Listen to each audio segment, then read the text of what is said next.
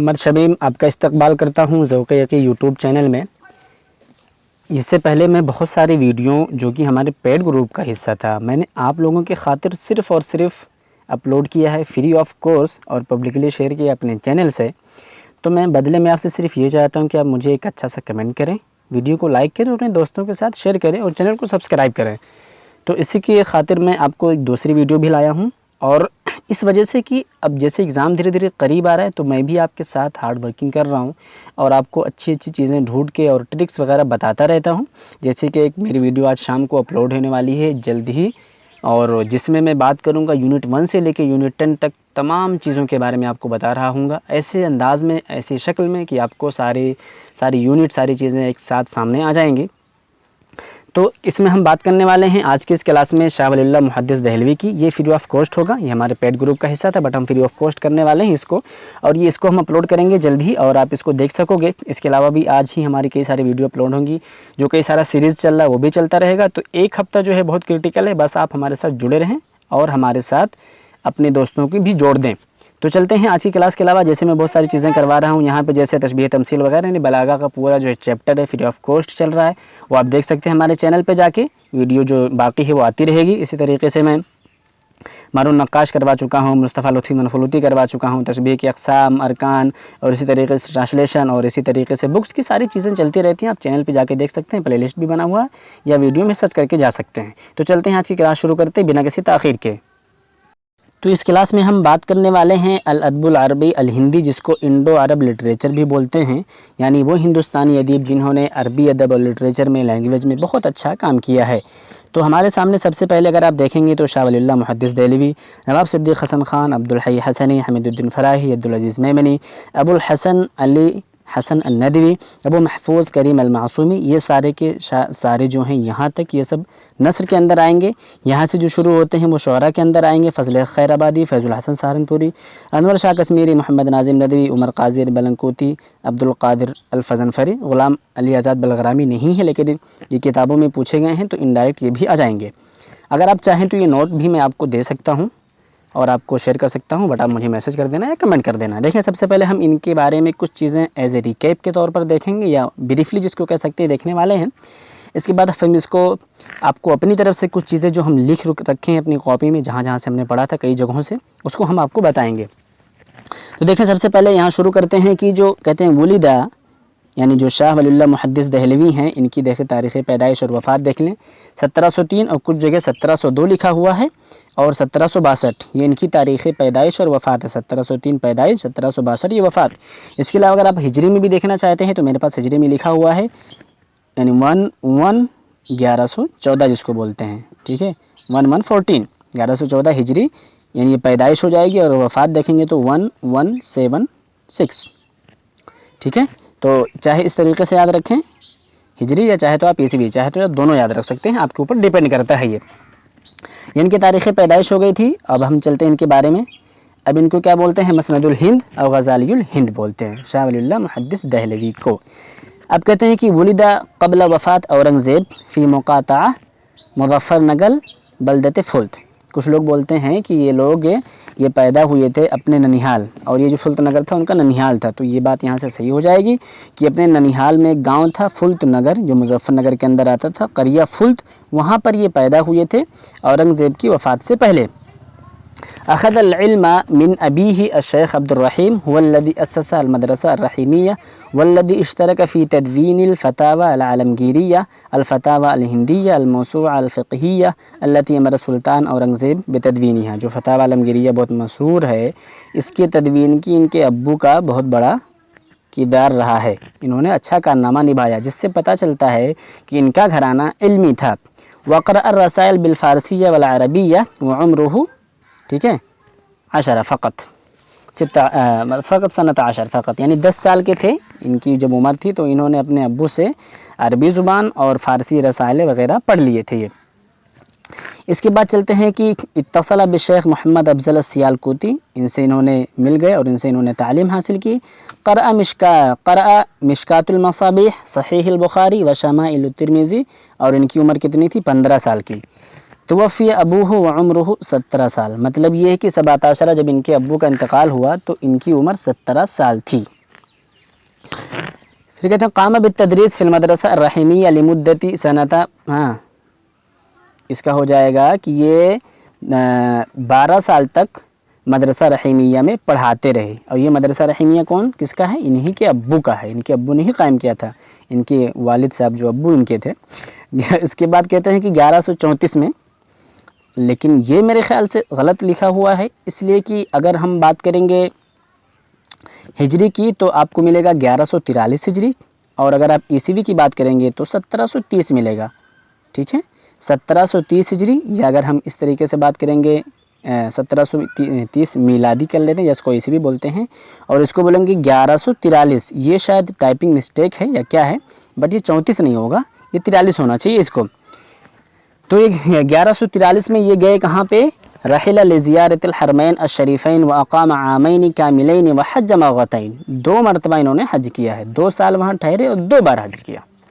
وقرأ کتب الحدیث من شیوخ الحرمین، جو حرمین کے شیوخ ہوتے تھے ان سے انہوں نے تعلیم حاصل کی۔ اخذ المؤطا عن الشیخ وفد اللہ المالکی المکی، شیخ مؤطا امام مالک جو ہے ان کی بعد میں انہوں نے شرح لکھی تھی خود ہی، تو اس کو سیکھا انہوں نے کس سے پڑھا ہے؟ وفد اللہ المالکی المکی سے۔ ان کل المؤسسات والحرکات التعلیمیہ والدعویہ تنتمی الیہ، تو یہ تو کوئی بہت بڑی بات نہیں، اس میں کوئی یاد کرنے والا نہیں ہے۔ تزوج مرتين له بنتان صالحة امة العزیز و ابن محمد من الزوجة الأولى ومن ثانیہ 4 اولاد، شاہ عبدالعزیز، شاہ رفیع الدین، شاہ عبدالقادر، شاہ عبدالغنی۔ اب اگر یہ کبھی ہو سکتا ہے ٹرکی کوشچن بنانے کے چکر میں آپ سے پوچھ سکتے ہیں، ویسے دیکھ لیں کہ ان کی جو پہلی بیوی تھی ان سے ان کے ابن محمد تھے، من الزوجة الأولى، اور ثانیہ سے کتنے لڑکے تھے؟ یہ امة العزیز، صالحہ، امة العزیز، ابن محمد، یہ 3 لوگ ہو گئے، 2 بنتان اور 1 لڑکا، صالحہ اور امة العزیز، یہ 2 لڑکیاں ہو گئی اور 1 لڑکا ہو گیا۔ یہ کس سے تھے؟ پہلے بیوی سے، زوجۃ الاولیٰ سے تھے۔ دوسری بیوی سے تھے 4 اولاد، 4، شاہ عبدالعزیز، شاہ رفیع الدین، شاہ عبدالقادر، شاہ عبدالغنی وغیرہ وغیرہ۔ کان اہم ترکیزہ الاصلاح الاجتماعی التجدید التربوی والنہضۃ الفکریہ، ان کا خاص میدان تھا، ٹھیک ہے، نہضہ فکریہ، تجدید تربوی اور اجتماعی اصلاح اجتماعی یعنی سوسائٹی کا ریفارمیشن۔ کان موقفہ من الخلاف المذہبی بالتسامح والتفاہم والتقریب بین الآراء، ان کا کیا تھا؟ خلاف المذہبی کی جو مطلب مختلف مذہب ہیں ان کے درمیان انڈرسٹینڈنگ ہونی چاہیے، میوچول انڈرسٹینڈنگ ہونی چاہیے، اور جو آراء ہیں ان کے درمیان مطلب کیا کرنا چاہیے؟ توجیہ پیش کرنی چاہیے، دونوں کو مطلب قریب لانا چاہیے۔ ایسا نہیں کہ کسی ایک ہم چیز کی وجہ سے ہم ایسا کر دیں کہ اختلاف کر بیٹھیں، اگر آپ کے مسلک میں کچھ اور ہے ہمارے مسلک میں کچھ اور ہے تو ہم اس کو میوچول انڈرسٹینڈنگ کے ذریعے سے سمجھ سکتے ہیں، اور ہونا بھی ایسے چاہیے، اس لیے کہ اختلاف جو صرف فقہ میں ہے اور چاروں امام برحق ہیں ایسا کہا جاتا ہے، تو آپ کیوں اتنا زیادہ کسی ایک کے لوگ اتنا متشدد ہو رہے ہیں، ایک کو خراب ایک کو برا بنا رہے ہیں؟ یہ سب غلط باتیں ہیں، اور زمانہ اتنا نازک ہو چکا ہے کہ ہمیں ان سب چیزوں میں پھنسنا بھی نہیں چاہیے، ٹھیک ہے۔ تو یہ ان کا کام تھا، یہ بہت اچھا تھا، یعنی بہت سال پہلے ایسا کر چکے ہیں، جو آج کل جس کی ضرورت لوگ محسوس کرتے ہیں۔ اے کاش کے لوگ امت مسلمہ کے جو لیڈران ہیں، رہبران امت مسلمہ، خود اس ڈگر پر جاتی، علماء اس پہ کام کرتے، لیکن کیا کیا جائے۔ رأیہ فی اصلاح الجماعی توفیر التربیہ الدینیہ وجود الامارہ الصالحہ العلاقہ بین مختلف طبقات المجتمع حسن النظام فی الاسرہ۔ اصلاح جماعی مطلب کہ کیسے ریفارمیشن ہوگا سوسائٹی کے اندر، اس کے لیے کہتے ہیں کہ ایک اچھی سی دینی تعلیم دیں، آپ دینی تربیت دیں، ٹھیک ہے، ایک اچھا عمارت مطلب ذمہ داری نیک اور اس کا قیام کریں، عمارت کا، ٹھیک ہے، بنیاد ڈالیں نظام کا، سسٹم کا، اور مختلف طبقات کے درمیان، ٹھیک ہے، ریلیشن ہونا چاہیے، ایسا نہیں کوئی چھوٹا ہے تو اس کو چھوڑ دیں، بڑا ہے تو اس سے رکھیں، اور فیملی کے اندر ایک اچھا نظام ہونا چاہیے۔ ان کی کچھ مطلب تھاٹ ہیں جو یہ ریفارمیشن کے تعلق سے دیتے تھے۔ آگے چلیں گے ان کی مؤلفات کے بارے میں دیکھیں گے تو دیکھیں تفسیر علوم قرآن میں فوز الکبیر ہے، فی اصول التفسیر ہے جو کہ فارسی زبان میں ہے، فتح الخبیر بما لا بد من حفظ فی علم التفسیر عربی زبان میں ہے، المقدمہ فی قوانین ترجمہ رسالہ لا تتجاوز عن 10 صفحات، ٹھیک ہے، اس کو دیکھ سکتے ہیں، 10 صفحے سے زیادہ نہیں ہے، فتح الرحمن ترجمۃ القرآن فارسیہ میں ہے، الزہراوین فی تفسیر البقرہ و آل عمران ہے۔ اب اگر ادھر آئیں گے اس طرف سے تو ادھر دیکھ سکتے ہیں، نہیں ایک ایک طرف سے چلتے ہیں، پہلے ادھر آ جاتے ہیں، فی اصول الدین و فلسفت شریعہ میں ہے، ہاں، حجت اللہ البالغہ عن اسرار الشریعہ، یہ کوشچن بار بار آیا کہ کس کے بارے میں کتاب ہے۔ اسی طریقے سے البدور البازغہ، البذور البازغہ جس کو بولتے ہیں، حسن العقیدہ، المقدمۃ السنیہ فی انتصار الفرقۃ السنیہ، التفہیمات الالہیہ وغیرہ وغیرہ۔ اصول فقہ میں کیا ہے؟ الانصاف فی اسباب الاختلاف، عقد الجید فی احکام الاجتہاد والتقلید۔ اب کوئی کتاب نہیں ہے، ہم اس طرف آ جاتے ہیں۔ اب اس کو دیکھتے ہیں، یہاں پہ لکھتے ہیں یہ فی الحدیث کے اندر، ٹھیک ہے، ہم نے علوم قرآن میں دیکھ لیا تھا، اب حدیث کے اندر دیکھتے ہیں۔ الاربعینہ ہے، ارشاد الی مہمات الاسناد ہے عربی زبان میں، تراجم ابواب البخاری ہے، شرح تراجم ابواب البخاری ہے عربی زبان میں، تأویل الحدیث ہے، فضل المبین فی المسلسل من الحدیث النبی الامین عربی زبان میں ہے۔ اس کے علاوہ پھر دیکھیں گے المسوہ شرح معطا، جیسا کہ ہم نے بتایا تھا کہ جب بھی پڑھنے مطلب وہاں گئے تھے حاجی کرنے تو وہاں پر حدیث بھی پڑھی تھی اور معطا بھی پڑھی تھی۔ المصفہ شرح معطا یہ فارسی زبان میں ہے، تو مصفہ فا سے یاد کر سکتے ہیں فارسی، اور مسوہ شرح معطا تو عربی میں رہے گی ہی، ایک یاد کر لیں گے تو خود بخود نکل جائے گا۔ النوادر من احادیث سید الاوائل والاواخر العربی زبان میں ہے۔ الدرر الثمین فی مبشرات النبی الامین، انسان العین فی مشایخ الحرمین، فی التصوف والسلوک میں ہے۔ الطاف القدس الفارسیہ، فیوض الحرمین العربیہ، القول الجمیل فی بیان سواء السبیل، الانتباہ فی سلاسل الاولیاء فارسی زبان میں، شفاء القلوب۔ ٹھیک ہے، یہ سب ان کی کچھ کتابیں تھیں جو میں نے آپ کو بتا دیا۔ اب یہ سیرت میں جو کتابیں ہیں وہ بھی آپ مرتبہ دیکھ سکتے ہیں۔ قرۃ العین فی تفضیل الشیخین ابی بکر فارسی زبان میں ہے۔ ردًا علی الشیعہ ہے، ازالۃ الخفا عن خلافۃ الخلفاء فارسی زبان میں ہے، یہ اہم کتاب مانی جاتی ہے حجۃ اللہ البالغہ کے بعد، ازالۃ الخفاء عن خلافۃ الخلفاء۔ انفاس العارفین ہے، یہ رسالہ ہیں، 7 رسالے ہیں۔ سرور المحزن ہے، لخص فیہ سیرۃ الرسول صلی اللہ علیہ وسلم فارسی زبان میں۔ اطیب النغم فی مدح سید العرب والعجم، دیوان الشعر العربی۔ رائد العقلاء الی فہم اسرار خلافۃ الخلفاء، ترجمہ ازالۃ الخفا۔ یہ سب آپ دیکھ لیں۔ اب ہم حجۃ اللہ البالغہ کو اس کو ڈیپ سے اس وجہ سے پڑھنے والے ہیں کہ اس کے بارے میں کوشچنس آتے رہتے ہیں، تو دیکھتے ہیں کہ حجۃ اللہ البالغہ کو شارٹ میں کہ یہ ہے کیا، اس کے اندر کیا ہے۔ حجۃ اللہ البالغہ ھذا الکتاب مضمونہ فی اسرار الشریعہ وجاء اسمہ من الآیات الکریمہ فللہ الحجۃ البالغہ الی آخرہ، یشتمل علی البیان لآیات القرآن والحدیث واقوال الصحابہ والتابعین۔ اس کے اندر کیا ہے؟ قرآن کی آیتیں، حدیث اور صحابہ اور تابعین کے اقوال ہیں۔ فی قسمین، الاول الاصول التی اتفق علیہ الامم، یعنی ایسے اصول ہے جس سے امتوں کا اتفاق ہے جس پر۔ دوسرا اسرار الشریعہ والحکمہ وراء العبادات والعقیدہ، ٹھیک ہے، شریعہ کے اسرار یعنی جو رموز ہوتے ہیں جس کو ہم سیکرٹس بول سکتے ہیں، اور حکمہ ہے عبادات اور عقیدے کے علاوہ۔ یاتی بذخیرۃ علمیہ فکریہ، یعنی اس میں مطلب بہت علمی اور فکری ذخیرے ہیں۔ یتمثل فی ھذا الکتاب الامام ابن تیمیہ والعلامہ ابن خلدون والامام الغزالی، مطلب ان لوگوں کو یہ ریپرزینٹ کرتے ہیں اس کتاب کے اندر۔ اب ہم آپ کو ریکیپ کر دیتے ہیں اور اپنی نوٹس میں کچھ چیزیں جو اضافے کے طور پر ہیں ہم اس کو بھی یہاں بتا دیتے ہیں، اس کو بھی آپ دیکھتے چلے ایک ساتھ۔ تو دیکھیں، شاہ ولی اللہ محدث دہلوی 1114 ہجری میں پیدائش ہے اور 1176 ہجری میں وفات ہے، یہ ہجری والا سلسلہ ہو گیا، چاہیں تو اسے یاد رکھیں 1114، اور اسی طریقے سے 1176 یہ ان کا ہجری والا ہو گیا۔ میلادی لکھا ہے 1703 یا 1702، 1762 میں انتقال ہے۔ اپنے ننیحال قریہ فلت مظفر نگر کے اندر پیدا ہوئے تھے۔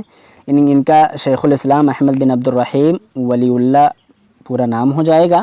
ان کے ابا جو تھے بڑے علماء میں شمار ہوتے تھے، اس وقت جو فتح عالمگیریہ ہے اس کے جمع کرنے میں ان کا بھی مطلب بہت بڑا کردار رہا ہے۔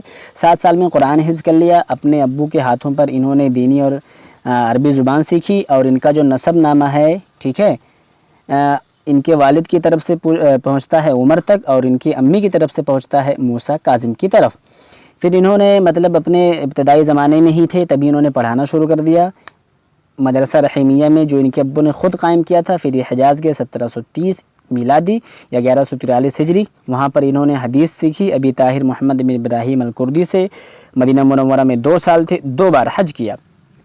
اسی طریقے سے پھر واپس لوٹ کر آتے ہیں اور یہ بتاتے ہیں 1145 میں، 43 میں گئے تو 45 میں آ کے 2 سال ہوا۔